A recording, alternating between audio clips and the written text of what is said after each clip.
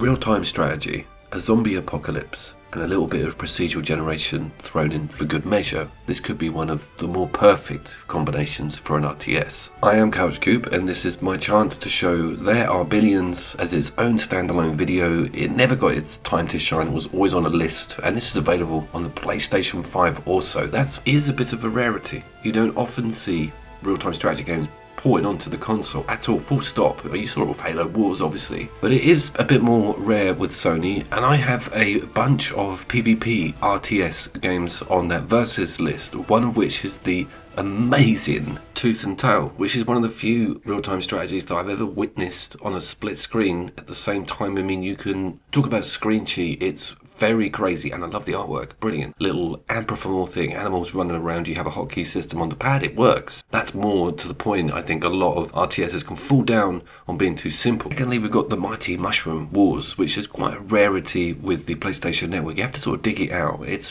quite interesting. It's got a lot of maths focused and structure building. It's leans slightly towards tower defense, but it's still got some depth. But cometh the Croncoid, cometh the man. There's nothing better than Comet Crash 2. This is an absolutely amazing single player, 2-player local co-op and PvP real-time RTS. No screen moving around, no splits, no nothing. Absolutely beautiful, genius game design. All the links will be in the description. I'm trying to think of a zombie RTS that isn't tower defense that's as good as There Are Billions. There aren't any, I don't think, and this one has stayed strong with me for a number of years. There's a few reasons for it. I don't use it for its campaign. That's really important. That's what this video is about, is that there's a mode on this that was there on its inception, the survivor mode, and it's always been my go-to area because it's got this don't starve map randomization, so you really don't know what you're going to get, how you're going to deal with things. These runs are really great for streamers. I see a lot of them restart because they're not happy with the map layout. I just take the punches as they come because sometimes you can work things out.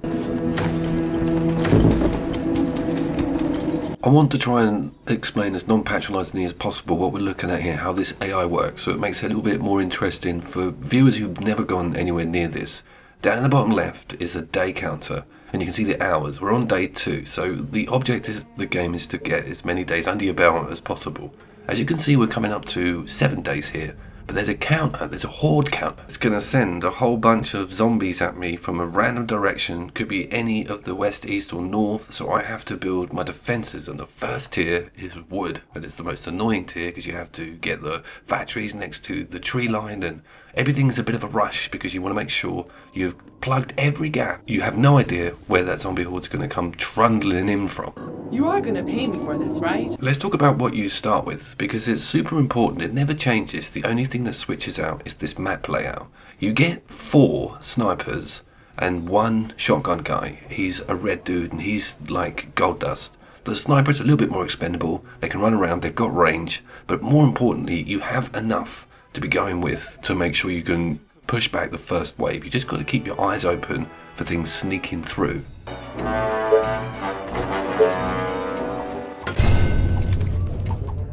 And that's normally your cue. The music just switches to like nightmare mode, and you have a little icon on the map, which is the bottom far left window, which is in the right space for any, RTS, StarCraft, or Command and Conquer. They all have it there, and you can whip around the map using that. But that yellow icon is the direction of which the horde is coming from. You can see it starts from quite far off.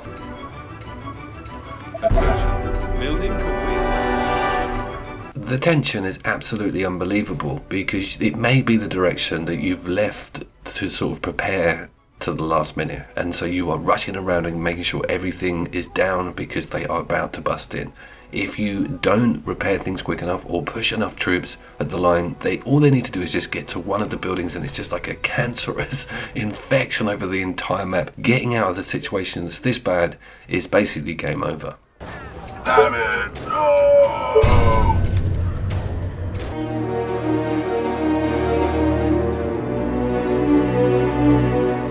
You may have noticed this beautiful Victorian steampunk look. It's absolutely amazing, and this trickles down to the troops and the way they look and behave. Everything has got this awesome aesthetic to it. Now look at this map. This is a far better rollout. I've got my main base or my sort of main mansion on this precipice. It's almost protected by water from every direction. So this is a great start. So the first thing I'm doing is I'm sending out my scouts and I'm just working out where the zombies start and stop, what freebies are on the map, because there's a shed ton of them, and how I'm going to exploit this area to the maximum. Now, once you're a couple of waves in, you kind of feel comfortable, you feel confident, you've got enough factories down and you have a system. Everything you need to build needs different element types, and every house needs feeding, so you have to put down farms and start thinking about logistics. You start buying and selling stuff on markets.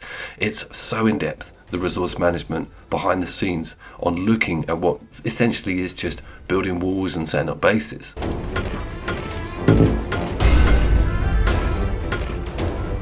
So this is quite a big one. Coming in from the east, I'm ready. I've got my stakes on the ground. I've got my cool dudes up in the towers. Notice some of them are different colours. So this is a bit like the original Dune RTS games, where you get rewarded on rank for a troop that kills loads of stuff. Ranking up means they move a little bit quicker, or they maybe fire a bit better. It's amazing, and you can have like a creme bunch of troops that you will get into serious trouble when stuff really kicks off, which we'll get to in a second. Mid-game will kind of give you access to more troops and different types. Just like any other RTS, you have a technology tier or tree, and you can start working down and getting dudes with flamethrowers. The next tier is the snipers, or mass-producing the shotgun guys. Very few games scratch my itch with detail like this on an RTS level. If this was a fixed camera, i.e. on the zoom, I would be so disappointed. But going in and being able to look at your little high-ranked dudes in their tower, the snipers looking around, they're waiting for the next wave to come in, you totally feel badass. There's no like major medics to speak of. If your dude takes damage, you need to just get him out of the fight and they will start to replenish as long as they're not taking any more damage. So there's a certain amount of micromanagement where you sort of click around and get stuff pulled into trouble. It's great making sure the zombies aren't coming anywhere near that fence.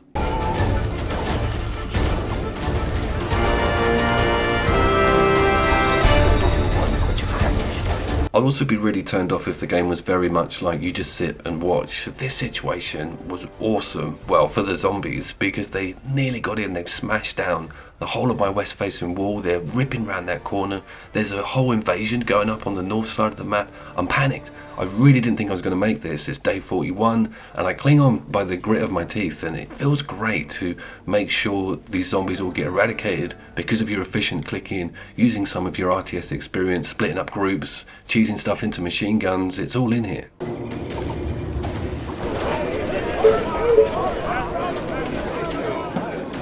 So it's day 45 in the big zombie house, and I've made the transition to stone. It's a big one, it's expensive.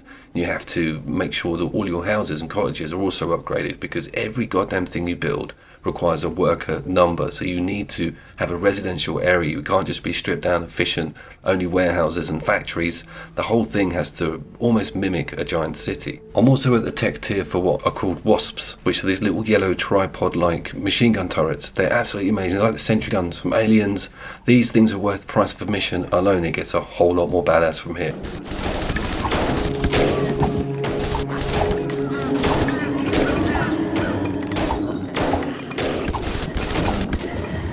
So we're up to day 52. Things are getting into the realms of first time, because I barely get past day 40, 45 normally. I've got lucky and managed to commandeer this massive machine gun that was already on the map, called an Eradicator, I think it is.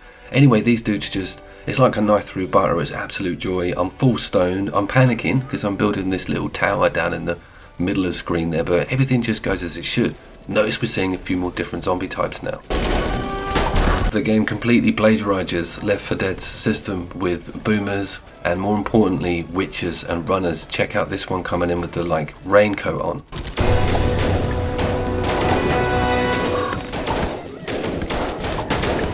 Absolutely terrifying. Thank God that was dealt with. If just one of those things gets in here, Gorman. So I was talking about that ranked echelon system. You can see I've got a few yellow dudes in and around here. One of the conundrums of this system on the game is that you'll run out of room. And because you've hemmed yourself in with fences, you have to bulldoze it all down. You get all the resources back, but you have to look for expansion. And that's when I pluck out my elites. I call them the lawnmowers, and they'll just clear out a whole area of map, and then you can build in it. But that in itself is tense AF.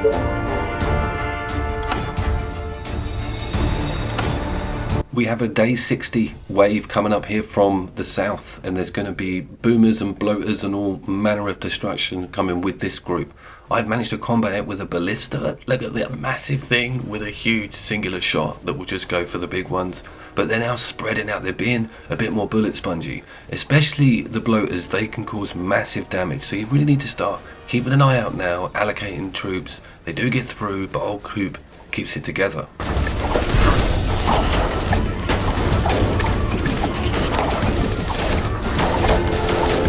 A few strategically placed mines as well in and amongst those stakes, which cost loads on wood. But once you've made that transition to stone, you've now got wood coming out your ears. That's why you need the market to sell all your wood, because you went and put loads of factories down because it was all about wood, wood, wood. I'm not bitter. You don't actually get to see a huge echelon of troops on this playthrough. There are little mini steampunk Ed to a 9 dudes, and there are these amazing flamers that look just like Big Daddies. They're absolutely off the hook. And we've got the electricity towers now, the carnage.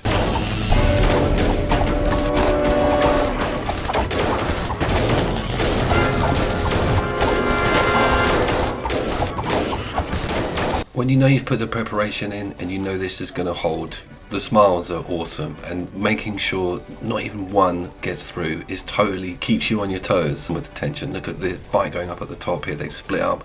I wasn't sure if that was going to crack through. The landmine saved my ass in the end. What an incredible piece of action. But as with all good things, sometimes they got to come to an end, and they did actually get in. I was convinced I had this under control the whole time. That's one of the things the game does. It's like when a referee just goes, leave it, because you blatantly just can't get, but you're always thinking, no, if I can just get hold of that one zombie, the whole village is gone. It was a heartbreaker. Day 78. Which is really not that bad for me. I think I also missed a 70% discount on the PSN store with this video time in. It might still be on there, but this is 25 quid on the store. That's a little bit much. It should be discounted a bit more in future, so keep your eyes peeled for it. You might already own it. And never tried this survivor mode. It's like the most awesome roguelike ever. You've got to have an hour and a half though. And you can pause at any given time just with the spacebar, but it's one of those things that you just headphones on, you just get right into. Real escapism. I have been Couch Coop. I will see you down there. Diablo 4 on the way once the servers are sorted.